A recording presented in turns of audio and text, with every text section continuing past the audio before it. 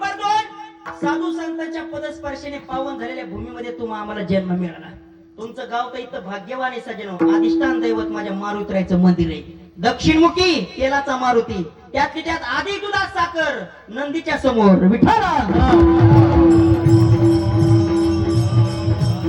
अधिष्ठान चांगला असल्याशिवाय दादा, अधिष्ठान चांगला असल्याशिवाय काय काय ठिकाणी कीर्तनच रंगत नाही. त्याला अधिष्ठान चांगलं पाहिजे.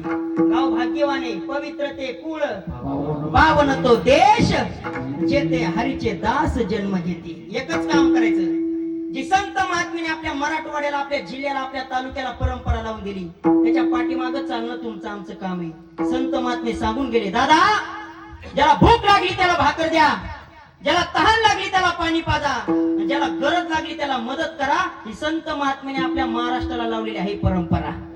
आपल्याकडे पैसा किती आहे याला किंमत नाही, मग पैशाच्या पाठीमाग सत्कर्म किती आहे, पैशाच्या पाठीमाग संत महात्म्याने लावलेली परंपरा किती आहे याला किंमत आहे. गावात अन्नदान चालू आहे का रोज? एकदा अन्नदात्या करता टाळी वाजवा. भाग्यवान आहे अन्नदाते माणसं, भाग्यवान. कारण सगळ्याला अन्नदान घडत नाही. माणसं का पैशावाले कमी श्रीमंत आहेत का गावामध्ये?